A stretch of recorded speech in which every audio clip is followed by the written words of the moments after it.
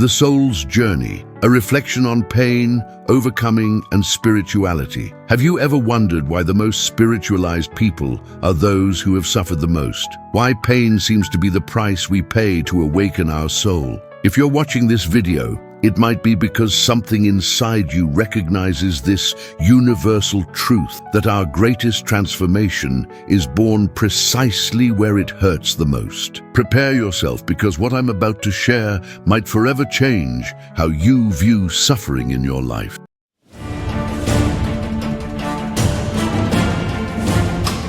The sacred paradox of human existence. There exists a fundamental paradox in human experience that few dare to confront. We are infinite beings living in finite bodies, eternal souls trapped in temporal experiences, divine essences navigating through material limitations. This contradiction is not a design error of the universe. It is precisely the point. When we arrive in this world, we arrive complete, but not conscious of our completeness. We are like rough diamonds, carrying within us all the light of the cosmos, but covered by layers of forgetfulness, conditioning, and fears. Life, then, is not about becoming something we are not. It is about remembering who we have always been. But here's what most people don't understand. This remembering rarely comes through comfort. It comes through rupture, through breaking, through the moment when our defenses crumble and we are forced to look within. It is in the deepest darkness that we learn to recognize our own light.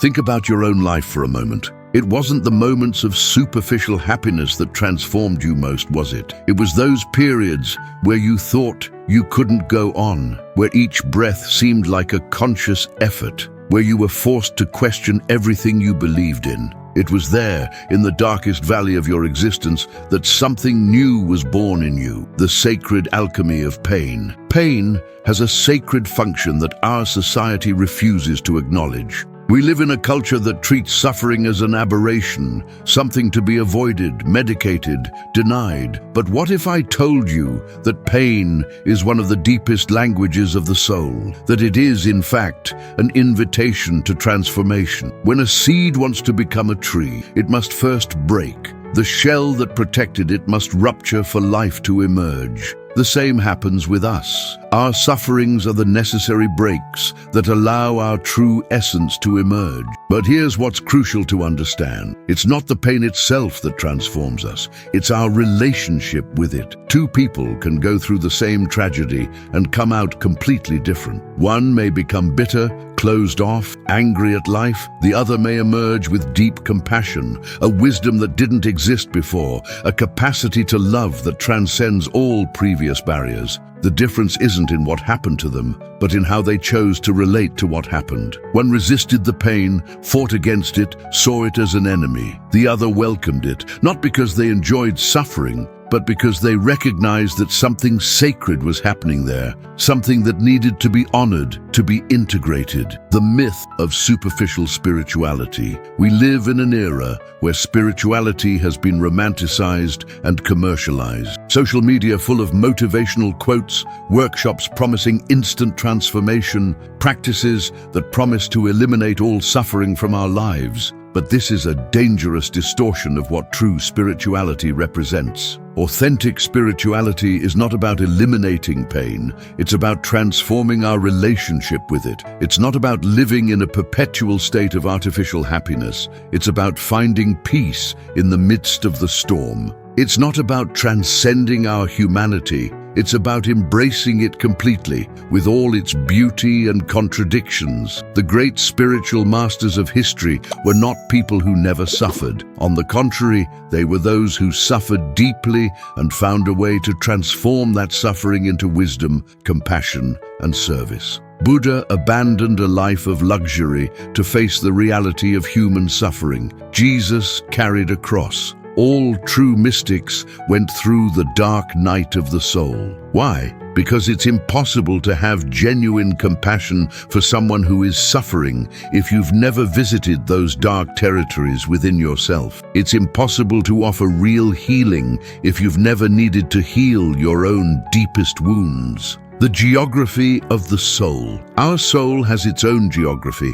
There are mountains of joy and valleys of sadness, deserts of loneliness and oases of connection, storms of anger and calms of acceptance. Most of us prefer to inhabit only the beautiful regions of this inner geography, avoiding the shadowy areas at all costs. But here's the truth that the ancients knew and we forgot. You cannot truly know a territory if you don't explore it completely. You cannot claim sovereignty over your soul if there are regions of it you refuse to visit. Every emotion we feel is a coordinate on this inner map. Sadness is not the opposite of joy. It is its sister, teaching us about impermanence and the preciousness of happy moments. Anger is not the opposite of love. It is its fierce guardian, showing us when our boundaries have been violated or when something we love is being threatened. Fear is not the opposite of courage. It is its fuel, indicating where our soul is asking to grow, where there are unexplored territories waiting to be discovered. Loneliness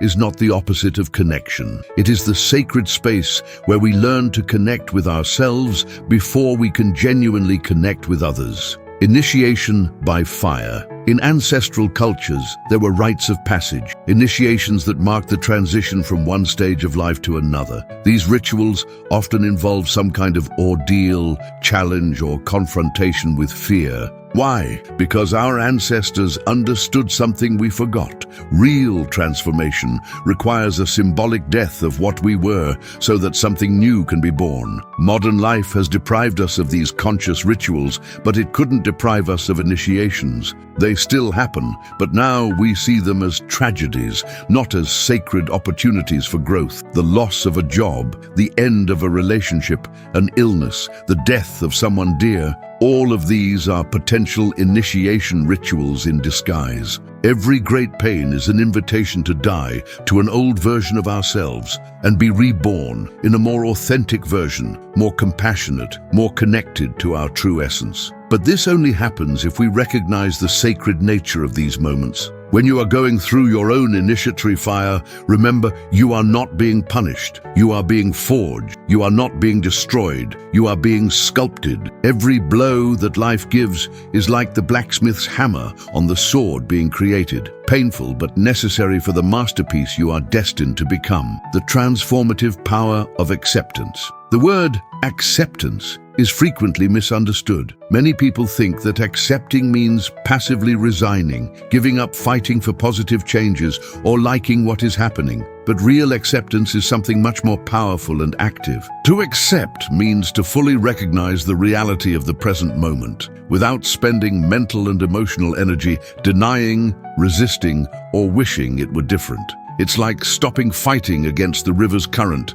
and instead learning to swim with it or float in it until you find the point where you can, with wisdom, choose your direction. When we resist what is happening, we create double suffering, the pain of the situation itself, plus the pain of our resistance to it. It's like being hit by an arrow and then hitting yourself with a second arrow of anger, denial, or self-pity. The first arrow is life happening. The second arrow is us hurting ourselves even more. Acceptance removes the second arrow. It doesn't eliminate the pain of the first arrow, but it allows us to deal with it more wisely and effectively. When we fully accept what is happening, our energy isn't trapped in resistance and can be directed toward the most appropriate response to the situation. Compassion as a path. One of the deepest transformations that can happen through suffering is the development of genuine compassion, not superficial pity or polite sympathy, but a visceral understanding that all human beings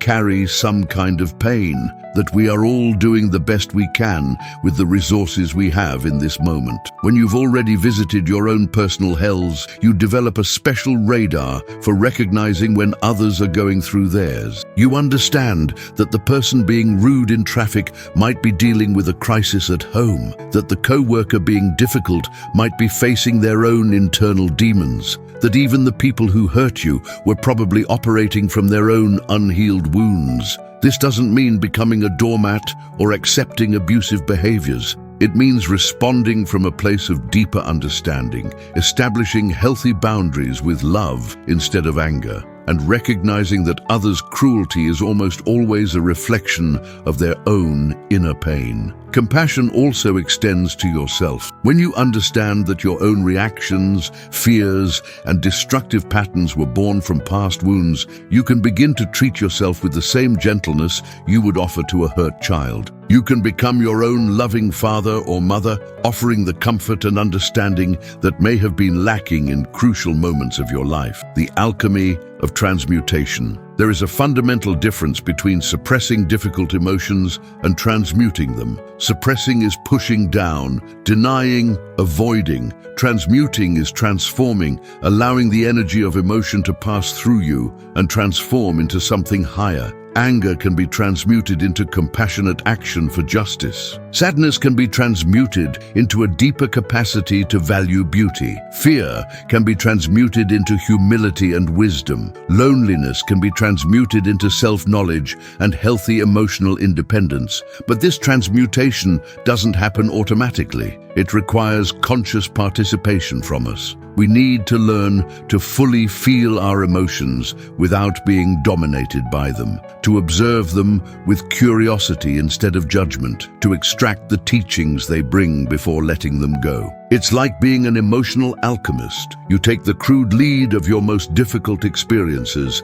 and, through the fire of consciousness and intention, transform it into the gold of wisdom and compassion. The inner hero's journey. Each of us is living our own version of the hero's journey, that universal narrative found in all cultures, where the protagonist leaves the known world, faces challenges and dragons, goes through a profound transformation, and returns to share the treasures they found. Your dragons may not be literal, but they are real. They might be your deepest fears, your unresolved traumas, your self-destructive patterns, your limiting beliefs. The journey requires you to leave the comfort zone of who you thought you were and venture into the unknown territories of who you can become. There will be moments when you want to give up. Return to the safety of the known, even if that safety is a prison. There will be voices, external and internal, saying you're being foolish, that you should accept your limitations, that real transformation is impossible. But if you persist, if you keep walking through the darkness, even when you can't see the path ahead, you will discover treasures within yourself that you didn't even know existed. You will find reserves of strength you didn't know you had, capacities for love that were dormant, a wisdom that cannot be found in books. The sacred meaning of breaking. There is a Japanese practice called kintsugi, where broken ceramic objects are repaired with gold. The result is more beautiful than the original object because the cracks, instead of being hidden, are highlighted and celebrated as part of the object's story. We are like these ceramics. All of us break at some point, some multiple times. The question is not whether we will break, but what we will do with the pieces. We can try to glue everything back together as if nothing had happened, denying our breakage. We can consider ourselves permanently damaged, defining ourselves by our cracks. Or we can practice emotional and spiritual kintsugi. We can use the gold of our consciousness, compassion and wisdom earned through suffering to repair our breaks in ways that make them our greatest beauty. Our scars can become our source of strength. Our healed wounds can become our source of healing for others. This doesn't romanticize suffering or suggest we should seek it, but it recognizes that when suffering is inevitable, we can choose to allow it to transform us into something more beautiful, stronger, more compassionate than we were before. The practice of sacred presence. One of the most important skills we can develop is the ability to be present with discomfort without trying to change it immediately. Our culture has programmed us to see any discomfort as a problem to be solved, a sensation to be eliminated. But not all discomfort is a problem. Sometimes it's information. Sometimes it's transformation in progress. Sometimes it's our internal system alerting us to something that needs attention, but not necessarily immediate action. Learning to sit with discomfort, to breathe with it, to observe it with curiosity instead of resistance is one of the most powerful spiritual practices that exist. It is in this space of presence that true healing happens, that insights emerge, that wisdom is born. When you're going through a difficult period, instead of immediately seeking distractions or quick solutions, try just being there. Breathe consciously. Put your hand on your heart. Acknowledge that you're going through something challenging and that this is part of the human experience. Don't try to fix, don't try to change, don't try to explain. Just be present for yourself with the same gentleness you would offer a dear friend in suffering. The soul's call. Your soul is always trying to communicate with you, but it doesn't speak the language of the mind. It speaks through sensations in the body, through dreams, through synchronicities, through an inner sense of expansion or contraction when you're faced with different choices. Often what we perceive as problems in our life are actually the soul trying to redirect us. That constant restlessness might be a sign that you've outgrown your current situation and are ready for something bigger. That persistent sadness might be grief for a version of yourself that is dying to make room for something new. That anger might be your soul rebelling against a life that isn't aligned with your deepest truth. Learning to distinguish between the drama of the mind and the wisdom of the soul is one of the most important arts of spiritual life. The mind is concerned with safety, approval, and control. The soul is concerned with authenticity, growth, and contribution. The mind wants answers. The soul wants experiences. The mind wants to avoid suffering. The soul wants to transform suffering into wisdom. The community of awakened souls. One of the most isolating things about periods of great transformation is that people around you may not understand what you're going through. They may try to offer superficial advice, tell you to think positive or move on. They do this with good intention, but it can be deeply lonely to feel that your experience isn't seen or understood. It's important to seek community with other people who understand the sacred nature of transformation through suffering. This could be a therapist who works holistically, a support group, a spiritual community, or simply friends who have already gone through their own journeys of profound transformation. There's something deeply healing about feeling that you're not alone in your journey, that others have already walked similar paths and emerged transformed. This doesn't mean your experience will be identical to theirs, but it means you can learn from their wisdom and benefit from their support. At the same time, as you heal and grow, you naturally become part of that support community for others who are at the beginning of their own journeys. You become a beacon, showing that it's possible not only to survive the darkest periods, but to thrive through them. Continuous rebirth. Spiritual transformation is not a single event, but a continuous process. You don't arrive at a place where you'll never have challenges again, or where you'll be permanently healed. Instead, you develop a growing capacity to navigate life's ups and downs with more wisdom, grace, and resilience. Each new challenge is an opportunity to apply what you've learned at even deeper levels. Each new loss is a chance to practice detachment with greater mastery. Each new fear is an invitation to expand your comfort zone with more courage. You can begin to see your life as a series of initiations, each one preparing you to serve at higher levels, to love more deeply, to contribute more meaningfully. You begin to understand that you're not here just for your own evolution, but to help in the elevation of collective consciousness. The legacy we leave. At the end of this reflection, I want you to consider the legacy you're creating through the way you choose to deal with your challenges. Every time you choose to grow through pain instead of hardening, you're contributing to collective healing. Every time you transmute your suffering into wisdom, you're adding light to the world. Your healed wounds become your source of healing for others. Your courage in facing your fears gives permission for others to face theirs. Your willingness to be vulnerable and authentic creates space for others to do the same. You may not realize it, but your transformation journey is touching other lives in ways you may never know. Someone might be observing how you deal with adversity and finding inspiration to deal with their own. Your light, even when you feel it's dim, might be illuminating the path for someone who is lost in darkness. Life is a complex tapestry where each individual thread contributes to the beauty of the whole. Your personal journey of healing and growth is simultaneously deeply personal and universally significant. You are healing not only your own wounds, but also the ancestral wounds you carry,